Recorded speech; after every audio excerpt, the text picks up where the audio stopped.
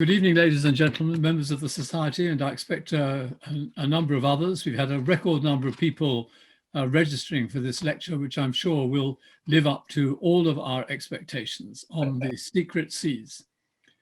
You will have read the blurb about it in the introduction, the circular that went round and appeared on our website about this lecture, so I won't repeat that, but I will say something about our two lecturers, Paul Flandinette and Michel Claereboudt. Paul is an award-winning filmmaker, professional underwater photographer, author, and artist. He has made films for some of the world's leading businesses and government organizations, including the Royal Air Force of Oman, and has made several broadcast documentaries. He is passionate about the underwater world and has dived extensively in the Far East, the Red Sea, the Caribbean, the UK, and of course, Oman, where he has been photographing for Secret Seas, the book, for over 7 years. Michel Clarabout is joining us from his annual leave in Belgium. He's a true veteran of Oman, having lived and worked here for around 24 years, here being Oman. Michel is not my study in nature. Michel is Professor of Marine Sciences at the Department of Marine Science and Fisheries at Sultan Qaboos University in Muscat. He is an internationally recognized authority on corals and echinoderms and continues to research the ecology and biology of corals and other reef invertebrates. Michel has been living in Oman since 1997, where he has made thousands of dives and has an intimate knowledge of Oman's underwater world that few can equal. He is also an underwater photographer. They are about to publish a book with the title Secret Seas, and you'll be able to order a copy. I'll repeat this at the end of the presentation, but you will, I'm sure, after hearing them lecture, rush to your computers to order a copy, which you can do by emailing the Society, and your order will be forwarded on. So my short introduction is over, and it's with great pleasure that I hand over to Paul Flandinette for his joint lecture on the Secret Seas. But before I do, sorry, one important thing I must say, if you have questions, Paul and Michel have very kindly agreed to answer questions at the end of the lecture, and you can do this by writing your question, please, in the Q&A button at the bottom, probably at the bottom of your screens, most at the bottom, maybe elsewhere for some of you. But put your questions into the Q&A bit, not the chat bit, into the Q&A, and we'll take your questions at the end. So, Paul, many thanks for coming. Michel, many thanks also for joining us. Paul, over to you. Thank you very much, Stuart, and good evening, everybody. Thanks to the Society for hosting our talk this evening, but also a huge thank you for supporting the book too. In 2018, the Society provided some grant funding for 2 expeditions to the Flandinette Islands. The trips were very productive, and you're going to see quite a few images in this presentation, and they also turn up in the book as well. So I'll go off camera now. So Secret Seas, our new book, is sponsored by Moraine Group, and it will be published this coming August. And as Stuart says, we'll tell you more about it at the end of the presentation. Tonight, we'll be telling you why Secret Seas, Oman's seas, are so special, what influences them, and we'll take you hopefully on a journey of discovery when you're going to meet some of the fascinating species that occur here. All of the pictures you're about to see have been taken in Oman seas. So got quite a lot to get through. So let me hand you straight over to Michel. Okay. So good evening, everyone. And in a few seconds, you should be able to see my first slides. The book is called Secret Seas, and in order to explain these secrets, I have to go through a few points about the environment in which these organisms grow. And the next slide is what most people believe is a tropical coral community. The water is clear, it's beautiful, it's teeming with fish. This is a typical coral reef. However, the situation in Oman is quite different. Very often, the coral reef looks like this. It's green, and this is an indication of productivity. There is a lot of phytoplankton in the water that feeds a large and long food chain. Now, if we keep going in the south of Oman, not only the water is green, but it's also full of seaweed. And for some people, it would be almost equivalent to diving in Norway, in Canada, or probably in Scotland, with seaweeds and kelps everywhere. But this situation is temporary. And a few weeks later, by the end of the summer, the water becomes clear again, the seaweed starts to decompose, and the corals appear under the canopy. So this is unique to Oman. It's one of these characteristics that are only found in a couple of places worldwide. Why is that? Now, I located the Earth here, and this is the rotational representation of the rotation of the Earth. At the equator, at the bottom of the arrow, the Earth is rotating about 1,500 kilometers per hour. So that's more or less the speed of sound. And of course, at the pole, the North Pole, the Earth is rotating on itself. And there is virtually no rotating or velocity. Now, Gaspard Gustave de Coriolis, a French engineer, figured out the mathematics of this weird stuff because the water, with its horizontal velocity, moves also towards the north.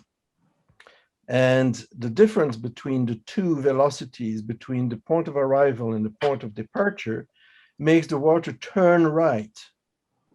So every current worldwide moving northward turns always to its right in the northern hemisphere and towards its left in the southern hemisphere. This is called the Coriolis Force, given the name of Gustave de Coriolis.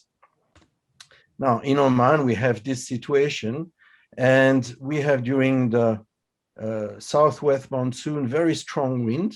This strong wind pushed the water northeast, but because of the Coriolis force, the water itself turned to its right and creates kind of a vacuum along the coastline, vacuum that is filled with water coming from deep or deeper ocean.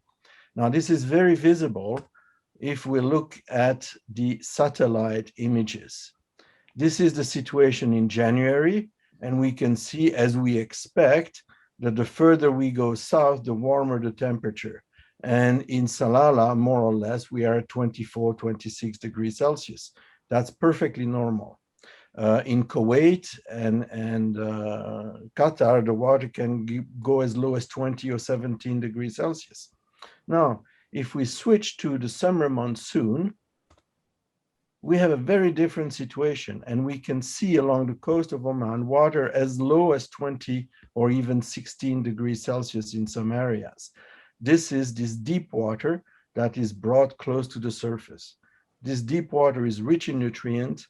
It feeds the phytoplankton, that feeds the smaller fish, that feeds the larger fish, etc. So this is the end result of it. We have sardines that feed on phytoplankton. And then, sorry, this one is misplaced, no worries. And then we have barracuda feeding on the sardines. And we have also some very large fish feeding on small plankton. So this is a whale shark, and whale sharks happen in Oman and travel through Omani waters. Another characteristic related to these strange events are the number of endemic species. And I will not go through all the endemic species that we can find. I'll choose 4 that are very special. One of them is the Abalone. The Omani Abalone, it's an endemic species found only in Oman. It's endemic, of course. It supports a very heavy fisheries, and it used to be very abundant. It's now so rare that Paul and I have never seen it underwater. I have one picture from about 10 years ago that you have seen, and that's it. The second is a little piece of coral that I described. It's a new species that is only found in the Arabian Sea. We have the Omani Clownfish, which is characteristic with this dark reddish color and two white bands. And then a new species of urchin that have not yet been described. So we don't know, it doesn't have a name yet. Now, if we plot the location of these, something strange happens. The blue coral is found both near Masira and near Mirbat and the Hananiyat. The clownfish is found in approximately the same location, but the sea urchin is only found near Mirbat, and the abalone is only found near Mirbat and Salalah. So something happens, and that something that happens is this upwelling that brings nutrients and favor the growth of some, or the, sorry, not the growth, the biogeography of some species that are limited to these zones. I'd like to spend a little bit more time on the Omani clownfish because it's a fascinating little organism. It is here represented in one of the carpet anemone, and that's very unusual. So this slide is different for three different reasons. One is the clownfish should not be that species, but in Oman it is. Oops. The second point is, if you look very carefully, all these little dots are in fact zooplankton that the fish feed upon. And then you have the seaweeds, which are unique to southern Oman as well. So we have three characteristics on the single photograph, which is in the book, by the way, that shows how unique the fauna can be. Now, the Omani clownfish is on the bottom right, and the normal clownfish found in this sea anemone is on the top left. In the Arabian Sea, it is never found in that sea anemone. In the Sea of Oman, it is always found in that sea anemone. So the Omani clownfish kind of take the place of all the other species along the Arabian Sea coast. This is the third species of clownfish, which is found only in the Sea of Oman and occupy most of the different species of sea anemone, except the carpet anemone. And this is a family of clownfish in its sea anemone, and this leads to a very interesting story. The family is always composed of a dominant female, which is probably the one in the middle on the right-hand side, a little bit darker perhaps, and one dominant male, which is probably the one facing left in the middle of the sea anemone. The others are males in waiting. Should the female disappear for whatever reason, maybe a storm, maybe fished, maybe die of a disease, one of the male, and typically the dominant male, will change sex and become the dominant female. And one of the other male will become the dominant male. So this hierarchy keeps the fish, or the dynamic of the fish quite different. Now, I'll leave the fish and I'll try to explain a little bit of the physics that go in the ocean. And I choose to begin eyes because eyes are very important to see things. And what I would like to focalize or focus on is camouflage, things we don't see, and aposematism, things that we see too much of. So let's go for aposematism first, which is showing warning coloration. So you saw that little nudibranch, bright yellow and black. You cannot miss it. It's a warning coloration. It happens also in butterflies. So this is Zygina. It's a little butterfly that is found all over Europe in the summer. and it has this bright red color on a black background to warn birds that it is toxic and it contains cyanide. So any birds that would eat these organisms will feel seriously sick because of the cyanide. So the warning coloration tells the bird, don't eat me, I'm toxic, and birds learn. This is a nudibranch, and it also has this amazing red coloration telling people, telling predators, don't eat me. If you do, you'll get seriously sick. Same for these guys. And all the not all, many of the nudibranch actually show this aposematic coloration to kind of avoid predation. Some of them, like this little nudibranch, go even one step further. They will accumulate the stinging cells of their prey inside appendages. And these yellow, blue, and orange appendages on the back of this nudibranch are in fact full of stinging cells, which is quite unique through the animal kingdom. Things get even more complicated. This is a beautiful nudibranch, which is toxic and show this aposematic coloration. But this animal is not a nudibranch. It's a flatworm. It is absolutely not toxic, but it has evolved the same coloration as the toxic nudibranch to avoid predation. So a predator will not eat it because it thinks, because it is mistaken for the toxic nudibranch. It is the same with the true sea snake, the banded sea crate, which is a true, very venomous snake. But the very common snake eel is not toxic. And this one is very common in Oman. The second part after aposematism is camouflage. Many organisms disappear in their environment. Now, you are looking at this beautiful turkey fish or lionfish and say, well, that's not really camouflage, is it?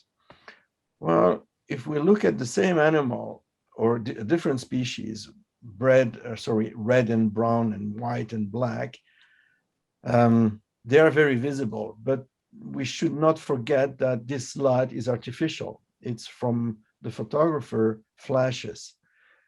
In a black and white environment, the fish is a lot less visible. And if we superimpose to that the relatively low resolution of an invertebrate or a small fish eye, the fish becomes nearly impossible to see. So these brightly colored fish, red, are not in fact red. They appear black or dark brown in the marine environment. Now, in the same family of fish, the scorpion fish are true master of camouflage. This scorpion fish is nearly invisible.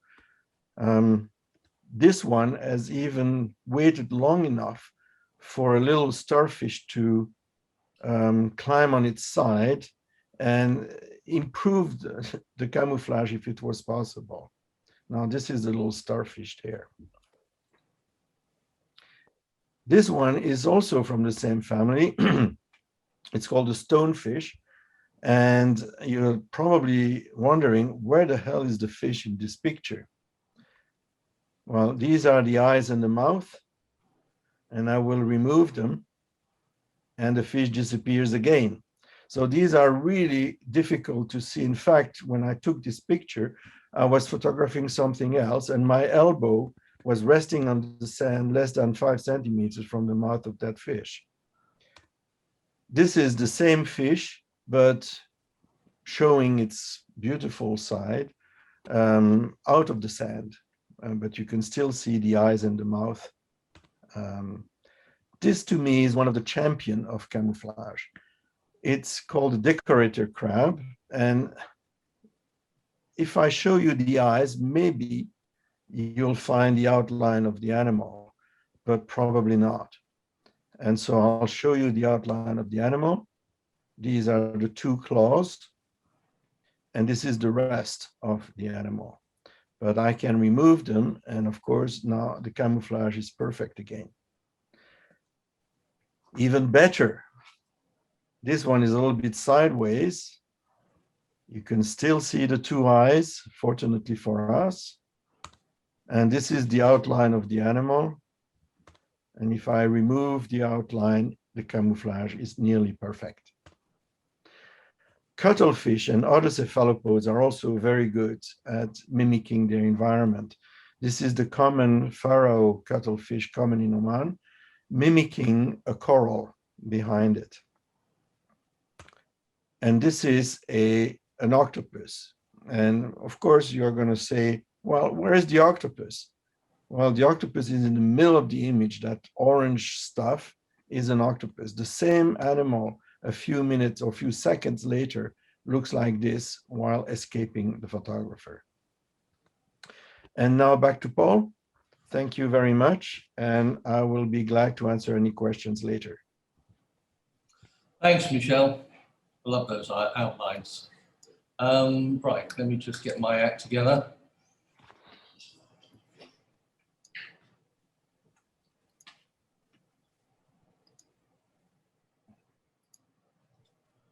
Right, okay, a little bit less scientific from me and a bit more about photography. There are some really big differences, of course, between land and underwater photography. So I'd like to start by giving you an idea about some of the delights and challenges involved. The delights, of course, are capturing a beautiful or informative image and the encounter itself. But as you'll imagine, there are a few challenges along the way. That's me. I'm the one with the camera, not the spots. And light is a really precious commodity underwater. Paul, we cannot see your slides. Really? Why is that? Sorry, thanks for that.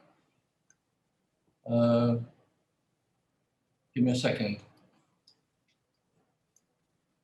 Let me go back to share screen.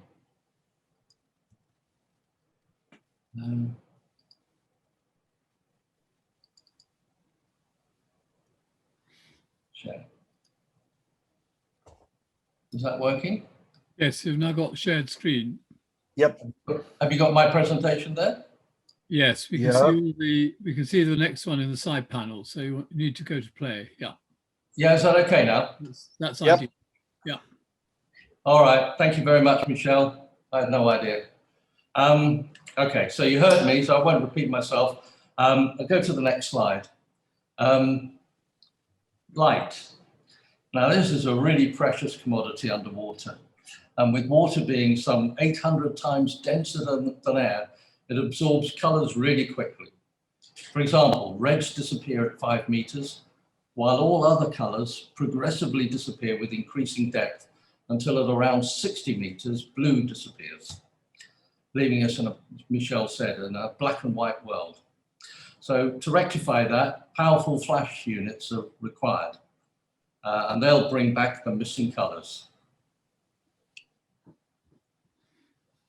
The water column, that's the amount of water between the camera and the subject, affects the sharpness of the image. So the trick is to get as close to the subject as you can and reduce that distance.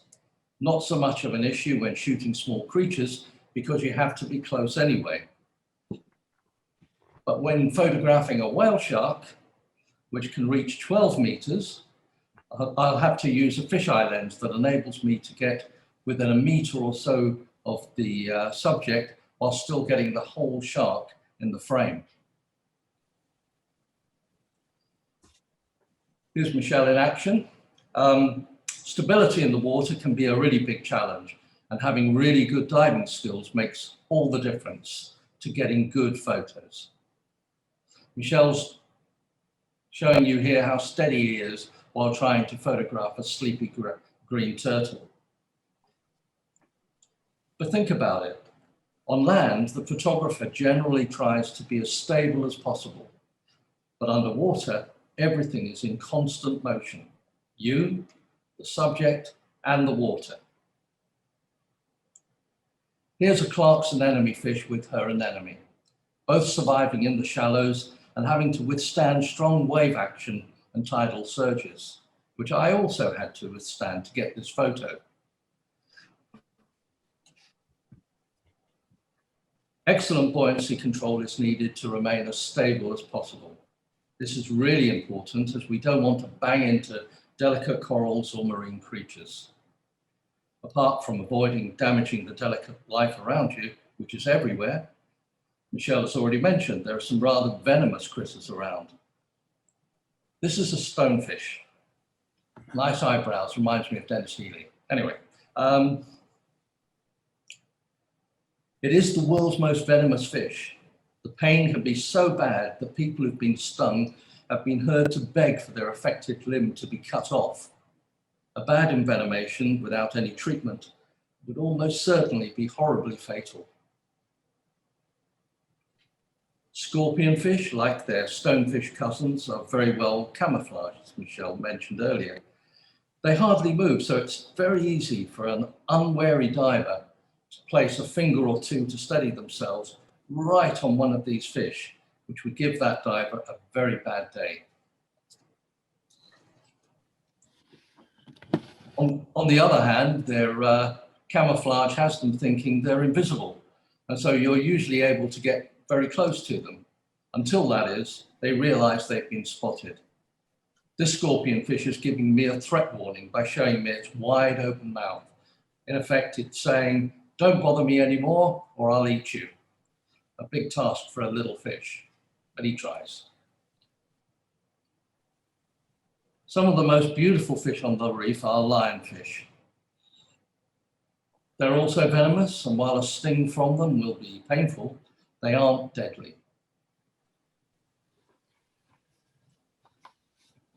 Then, of course, we have our many subjects, and most of them have a very annoying habit of swimming away just as you raise your camera. I've got lots of photos of their back ends. Patience isn't always rewarded. But you might be surprised to learn that different individuals of the same species have different personalities. Honest, it's really true. And turtles, cuttlefish and turtles, which I love to photograph, can be really shy and swim away as soon as you approach them. Other individuals can let you get really close if you move slowly and respectfully. Two males on the left courting the female on the right, and typically the males are in their fighting and mating colors. I love this male cuttlefish's gentle embrace as he protects his female while she looks for a safe place to lay her eggs. Some individuals even seem to pose for the camera. Those make very memorable moments. Razaljin's turtle reserve, operated by Oman, is one of the world's most important green turtle rookeries. Each year, some 20,000 of them come to this beach to dig nests and lay clutches of between 80 to 100 eggs or more. Some 60 days later, the hatchlings scramble out of the sand and make the long walk to water. With just 1 in 1,000 hatchlings making it to adulthood, the conservation work done at Razaljin's is incredibly important. For us humans, we seem to love encounters with turtles, whether that's on land or in the water. We're always delighted. Perhaps it's their gentle, charismatic characters, or maybe it's an age-old wisdom we might read in their eyes. Sharks are among the most endangered of all marine animals. Each year, it's estimated that 100 million sharks are caught, mostly for the shark fin trade for China. Even 30 or 40 years ago, Oman's shark population would have been abundant. Now, it's incredibly rare to see any while diving in Oman's seas. Species like the tiger, bull, and hammerhead sharks, which are all true apex predators, have been fished practically to extinction. In 7 years diving here, I've only seen one nurse shark, This one sleeping in a rocky hollow in the Flandinette Islands, or I've had occasional fleeting glimpses of blacktips while snorkeling around the Domaniacs. Fahal used to be called Shark Island due to the large population of blacktips. But sadly, they've mostly disappeared too, although juveniles can occasionally be seen while snorkeling, but they're incredibly shy. But when you do see sharks underwater, you just have to admire them. Their sleek forms and amazing senses have evolved over millions of years, making them incredibly efficient predators. And despite all the gruesome stories I guess we've all heard, more people are killed each year by toasters than sharks. Blacktip and lemon sharks can be found here, but mostly in the fish souks. The exception is in the Oman aquarium. Despite their rarity, Michel and I both felt having some shark photos in secret seas was important. So we had to take these images in the aquarium's big tank. Thankfully though, there are some other shark species we can still see in the wild. Zebra sharks can often be seen in the Domaniacs resting on the seabed or under rocky ledges. They're very docile and quite approachable and feed mostly on mollusks and small fish. Their bodies are very flexible and their tough skin protects them as they weave in between tight rocky or coral crevices looking for prey.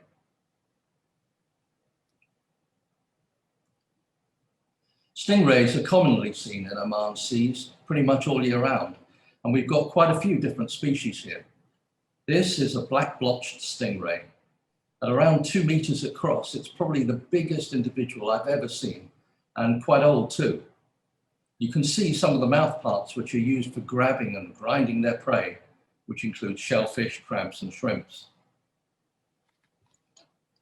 Most stingrays have sharp, bony barbs on their tails, which are capable of inflicting a very nasty wound. You might remember wildlife filmmaker Steve Irwin was killed a few years ago when a barb penetrated his chest.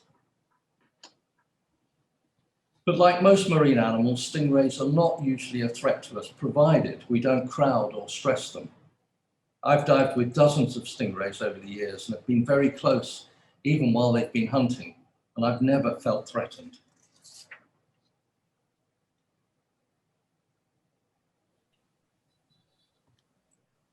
Then we have our big friends, the whale sharks.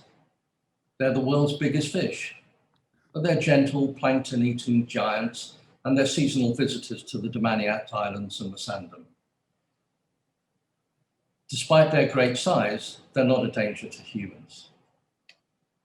Sadly, whale sharks are endangered and at risk not just from the effects of global warming, but also from bycatch, net entanglement, plastics, and pollution. On the bright side, several parts of the world, notably Western Australia and the Philippines, have turned their shark populations into tourist attractions. Interactions with humans, if sensibly managed, can become a key part of conservation. Oman can play a really great leading role in this, which would benefit the tourism industry and help prevent this gentle giant disappearing forever. And we've had a little sample of some nudibranchs from Michel. I'm going to show you some more. They're also known as the jewels of the sea. They're invertebrates you may not be terribly familiar with, but they're everywhere. There are some 3,000 individual species of them. They're found in every ocean and come in an incredible variety of sizes, shapes, and colors. And as Michel would say, they rival butterflies for beauty. Slow-moving and lacking a shell, you might think these little creatures are defenseless. In fact, they're masters of defense. The diets of some nudibranchs include tiny jellyfish and anemones, and as they eat them, they absorb their prey's stinging cells intact and unfired and transfer them to little sacs on their backs called serrata, which they can then use to discharge a very painful surprise for any animal that tries to eat them. Some use camouflage as the secret to their survival, while others that eat sponges use the toxins they digest to produce foul-tasting acid secretions. Maybe a little bit gruesome, but they're still truly beautiful and favorite subjects for many underwater photographers, myself included. Moray eels are very common in Oman seas, but they do hold a few surprises. My all-time favorite is this, the beautiful and dramatically patterned dragon moray, which is found in the southern part of the Arabian Sea. Although their mouths are filled with razor-sharp teeth, giving the impression of being aggressive and dangerous, they are in fact a very shy and reclusive species that like to hide in deep rocky recesses, and this makes them very difficult to photograph. My next favorite is another very shy species, the zebra moray. Instead of having a mouthful of sharp teeth, they have molar-type teeth, which they use for grinding their food, which includes small crustaceans. But if you're looking for sheer size and power, then the honeycomb moray eel is the one for you. They can reach 2.5 meters in length. This one wasn't far off. A curious fact is that moray eels can't swallow, so they have another set of jaws, the pharyngeal jaws, that are in the back of their throat that can then rise up into their mouth, grab the food, and then deliver it to their gullets. A bit like the monster from the original Alien movie, if you remember seeing that. If you've ever been snorkeling or diving here, then you'll already have a very good idea about the beauty of Oman's underwater world. Life is everywhere on the reef, and it's a feast for the eyes. We have nearly 200 species of hard and soft corals in Oman. Some coral communities are quite old. This large Porites coral is probably at least 200 years old. Meanwhile, the craggy recesses of corals and the reef harbor untold numbers of marine organisms, like this beautiful but tiny marbled coral shrimp. Oman's only endemic anemone fish, found again only in the Arabian Sea. A stunning little creature nestling into bubble tip anemone. Parrotfishes constantly graze on turf algae on rocks and corals. A byproduct of their diet is the very fine sand that they pass, which over millennia has helped create Oman's expansive golden beaches. So just remember, when you're next walking barefooted along the beach, you're partly walking on parrotfish poo. On a night dive, meanwhile, you may see a parrotfish settling down to sleep, or an incredibly well-camouflaged crocodile fish waiting for a meal to pass by. Despite their name, they're harmless to humans. By day, colourful butterfly fish glide over the reef, pecking on tiny crustaceans and mollusks. While great schools of pecking on tiny crustaceans there. While great schools of golden sweepers congregate in caves by day and disperse to feed at night. It's not uncommon to see beautiful batfish hanging out just below the surface. And this burrfish, a member of the porcupine fish family, has eyes that almost seem opalescent. Then there are some of the larger beauties on the reef, the angelfish.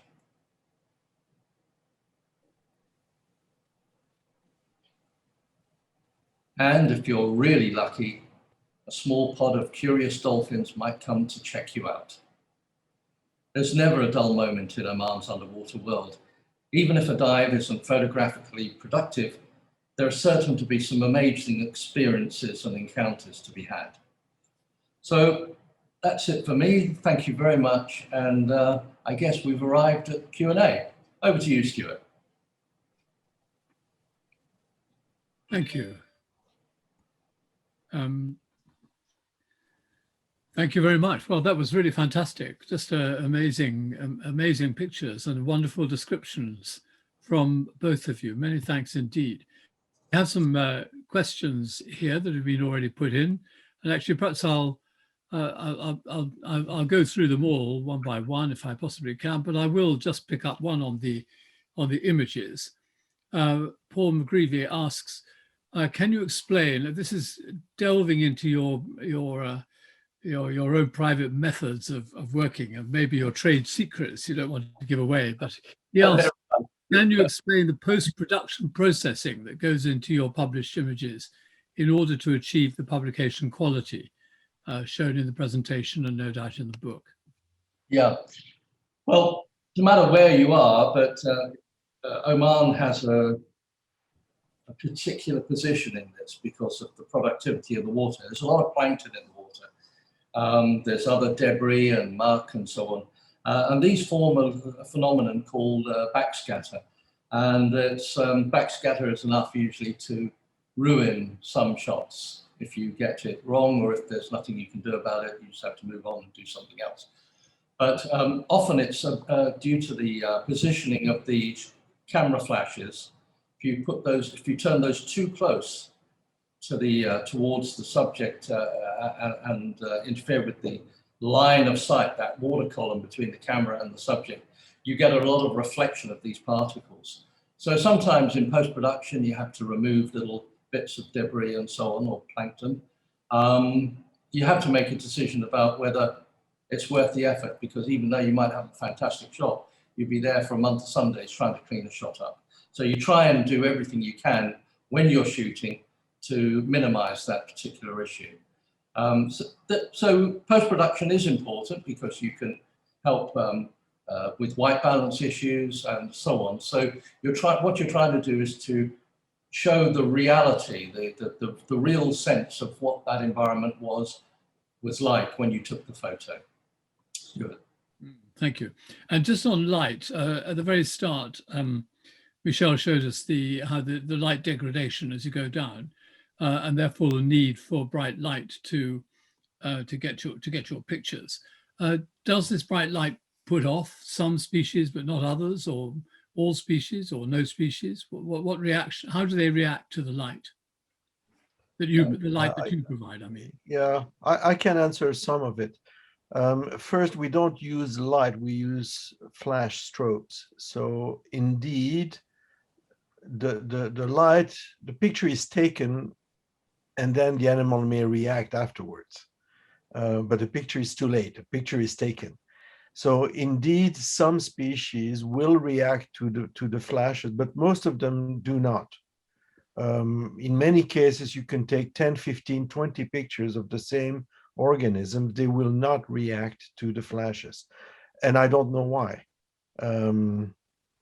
They seem obvious to the light that you bring with you. And it's the same if you take video lights, which are, of course, extremely bright and very strong. They don't seem to move around, not to be disturbed.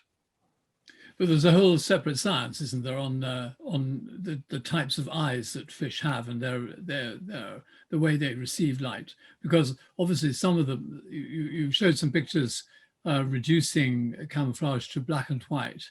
Yes. But you also showed pictures of the aposematics who use color to send their enemies away. Absolutely. So obviously some are seeing, if that works, some are seeing colors and some are not.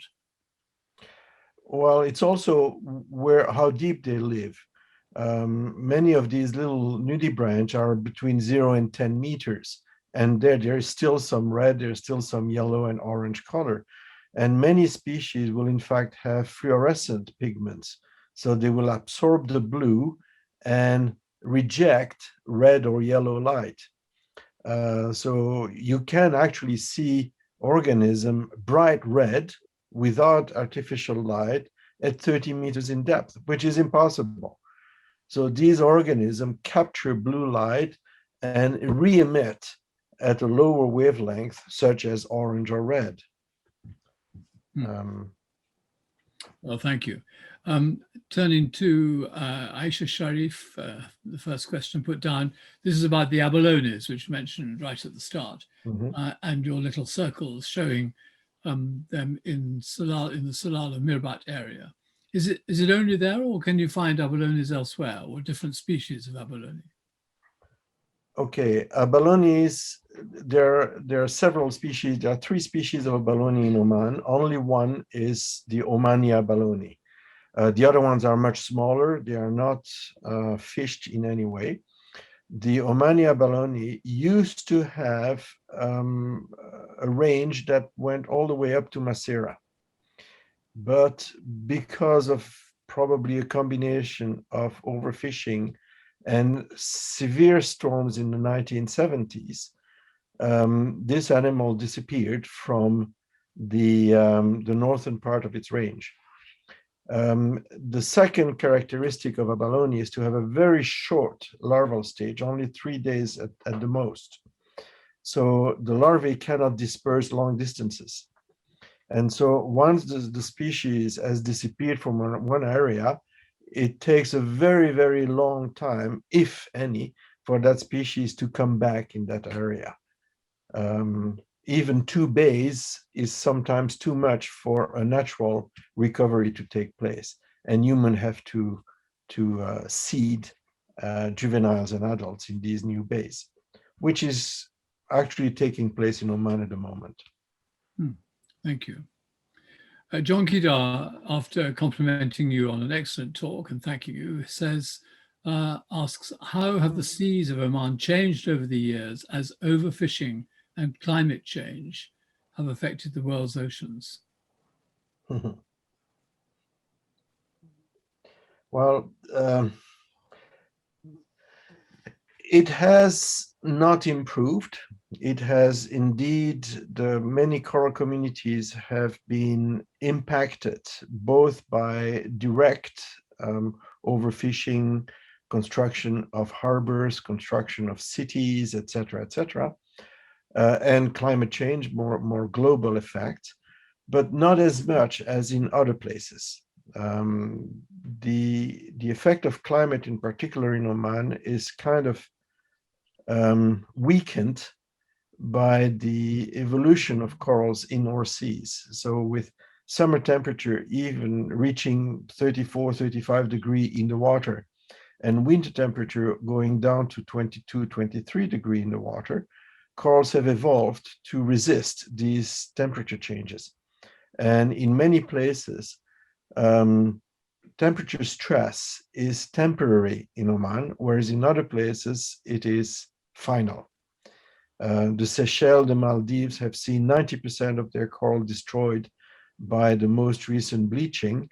In Oman, we had a few percent that were destroyed.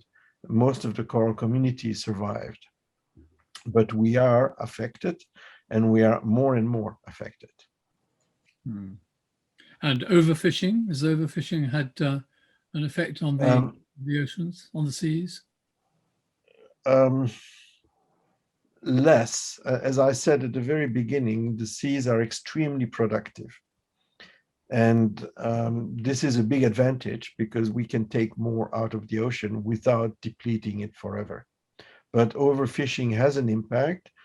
The kingfish, for instance, used to be, well, 20 years ago, I measured one kingfish at 1.85 meters, so my size, more or less. The last few years, the largest one we have seen were 1.20 meters, 1.25 meters. So they have decreased in size, and not because they have decreased, because the big ones have gone. They have been fished, and they capture the small one before they can reach full maturity. And this is another question relating to effects on and changes. So if there has been a drastic reduction in shark populations, as you said, has that caused imbalances in the marine ecosystem?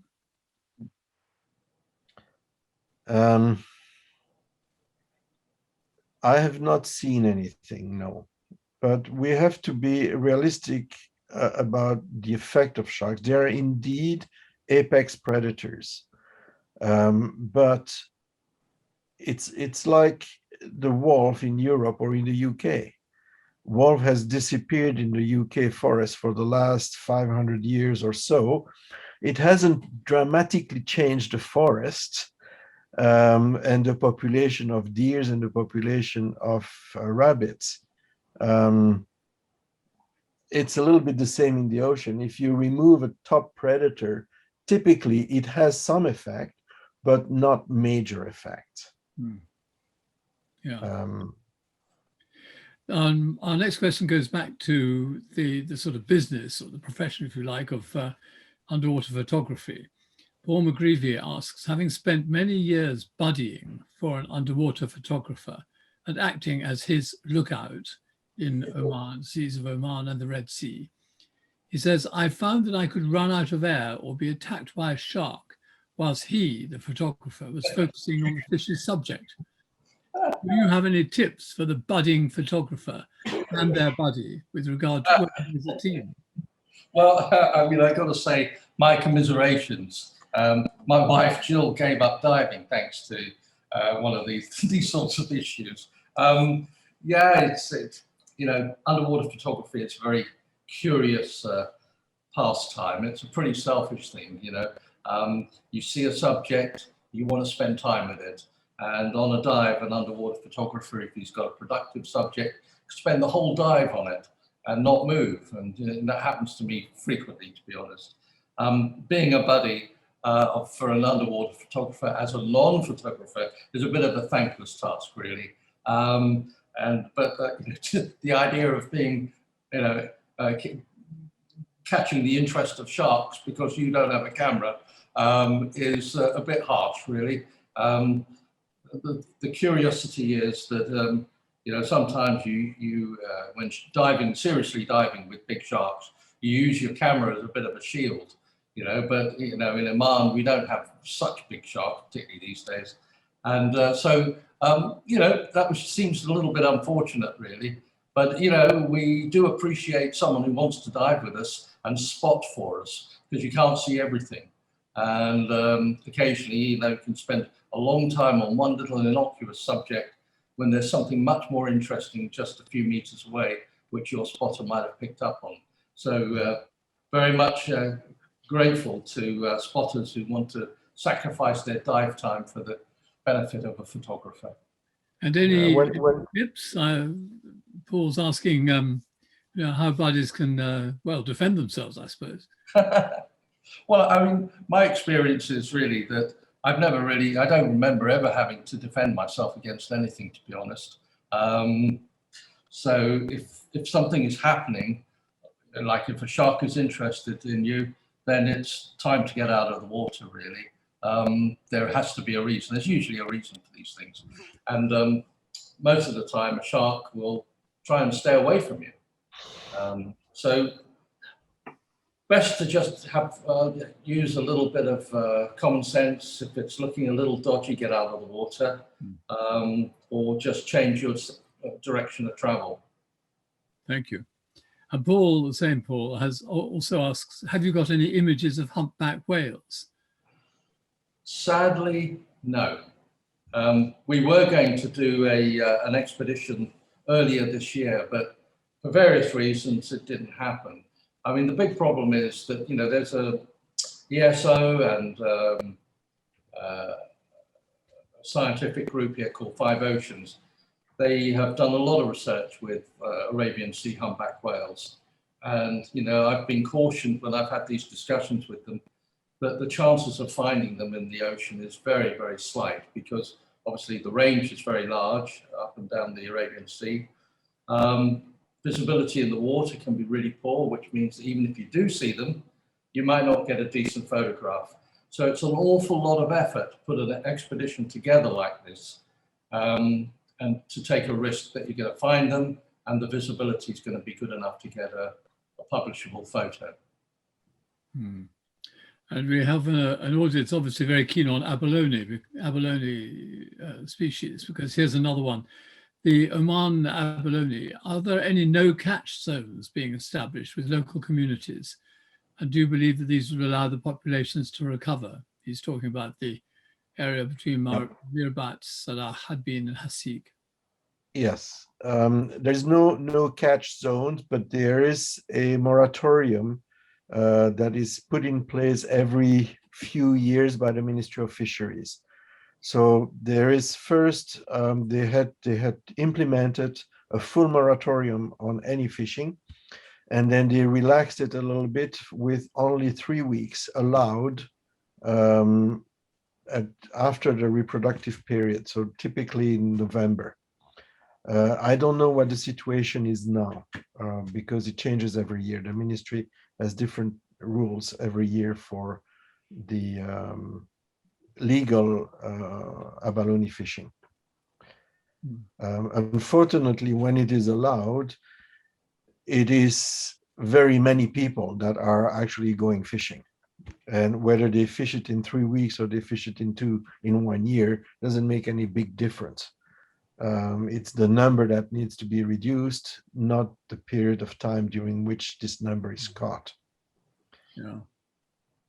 There is an attempt by the Ministry of Fisheries to have a program of sea ranching. So they are raising the abalone in hatcheries until they reach about a centimeter in size. And then they were going to be seeded into the ocean, find their place, and perhaps collected 10 years later when they reach maturity. Thank you.